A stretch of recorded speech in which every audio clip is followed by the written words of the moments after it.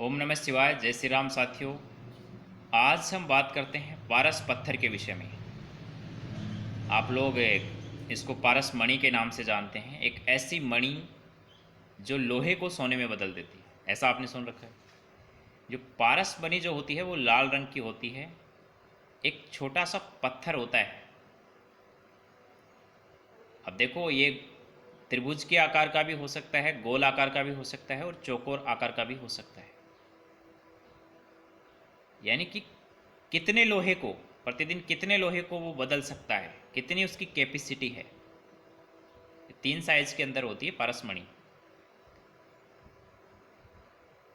अब लोहे को सोने में अगर आप बदलने लग जाएं तो आप लोहा खरीद लीजिए, कबाड़ बन जाएंगे और सोने का फिर लंका बना लीजिए, महल बना लीजिए, साम्राज्य बना लीजिए, बना सकते हैं। लेकिन देखो, पारसमणि जो है, देखो अगर किसी के पास पहले से है तो वो तो आपको 1 सेकंड में दे देगा। अब पारसमणि जो है एक ही है संसार में, इसलिए उससे छोटे छोटे प्रतिरूप तैयार किए जाते हैं, डुप्लीकेट तैयार किए जाते हैं, वो आपको दे दिए जाते हैं। पूरा पारसमणि किसी को नहीं मिलता, लेकिन पारसमणि जो मिलता है वो कैसे मिलता है, अब इसके विषय में बात करते हैं। पारसमणि के विषय में सबको जानकारी है, लेकिन मिलता कैसे है। तो पारसमणि जो मिलता है वो 300 साल तक ब्रह्मचारी जो रह सकता है ना, उसको मिलता है। अब 300 साल तक ब्रह्मचर्य में रहना पॉसिबल नहीं है, क्योंकि जो हमारी जो आयु है कलयुग के अंदर वो कितनी है, 100 साल। तो 300 सालों तक ब्रह्मचर्य कैसे रहेंगे। इसके लिए तो बाप को भी, दादा को भी और पोते को भी, तीन तीन पीढ़ियों को ब्रह्मचर्य में रहना पड़ेगा। और अगर 3 पीढ़ियां ब्रह्मचर्य में रह गई, अब दादा ब्रह्मचर्य में रहेगा तो ना तो बेटा होगा ना पोता होगा, तो ये तो पॉसिबल नहीं है ना। तो ये देखो गुप्त संकेत है।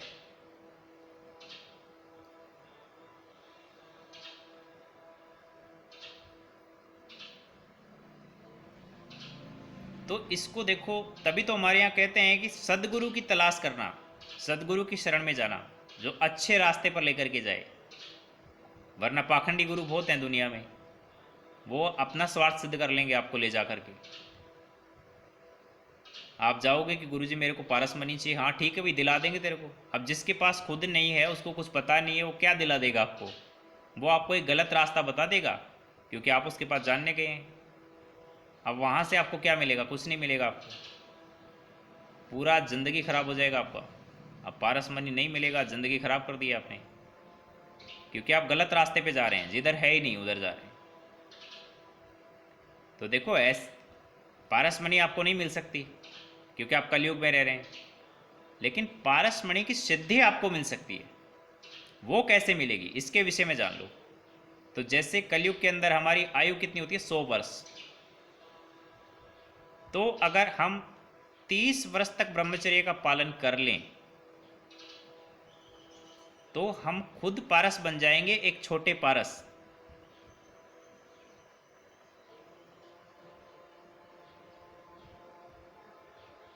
जो फिर लोहे को सोने में बदल देंगे। ये एक पहेली है, मतलब इतना हो जाएगा कि फिर हम सोना बना लेंगे। पूरा पारस तो नहीं मिलेगा, लेकिन पारस की जो छोटी शक्ति है वो हमारे अंदर जागृत हो जाएगी।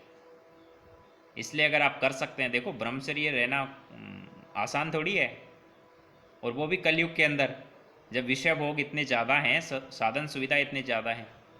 पहले तो क्या होता था कि इंद्र अप्सराएं भेजता था साधना के विषय में, लेकिन आजकल का इंद्र जो बहुत चालाक है, उसने, वो भी जानता है ना कि आजकल का ये जो लोंडा है ये एक अप्सरा पे टिकेगा नहीं, इसको हर दिन रोज़ नई अप्सरा चाहिए।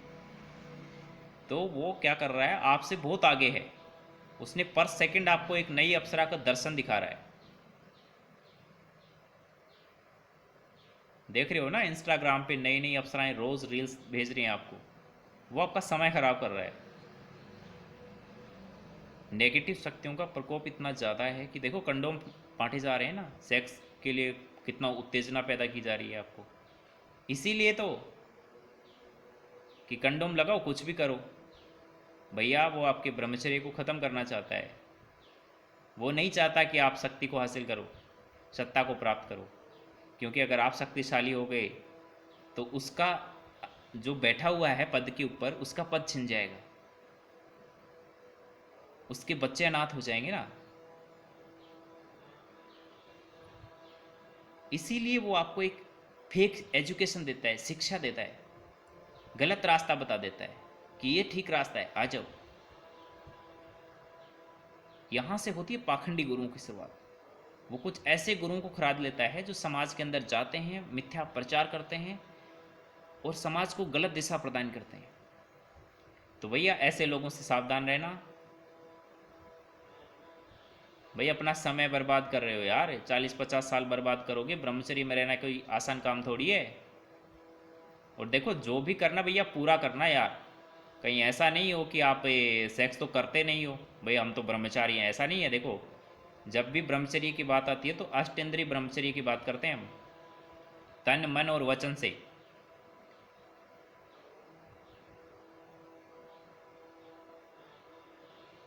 इसलिए पारस पत्थर अगर चाहिए, खुद को अगर पारस बनना है, देखो पारस पत्थर तो मिलेगा नहीं कलयुग के अंदर, लेकिन खुद को पारस बना लीजिए। कम से कम 30 वर्षों तक ब्रह्मचर्य आपको पारस बना देगा। फिर आप खुद सोना बना लेंगे, लोहे की भी जरूरत नहीं पड़ेगी।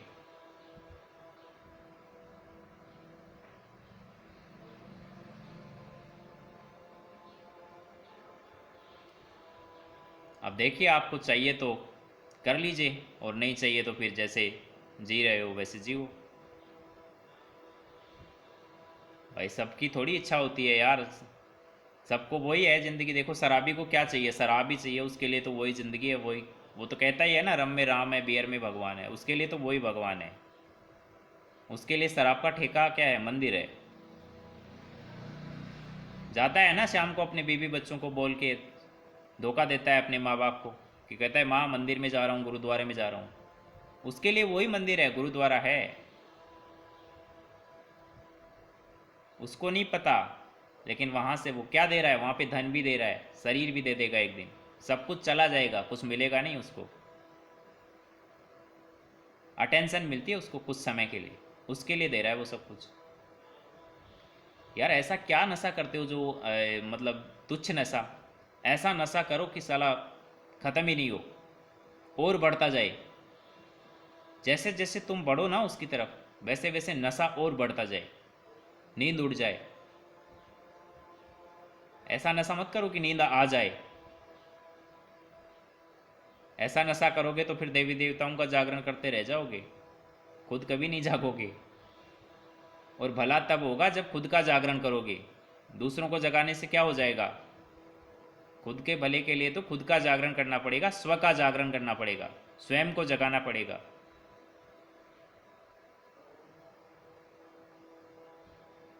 जिंदगी आपकी है, फैसला आपको करना है कैसे जीनी है। काटनी है तो ठीक है, बाकी अगर जिंदगी जीनी है तो फिर निर्णय लेना ही पड़ेगा आपको।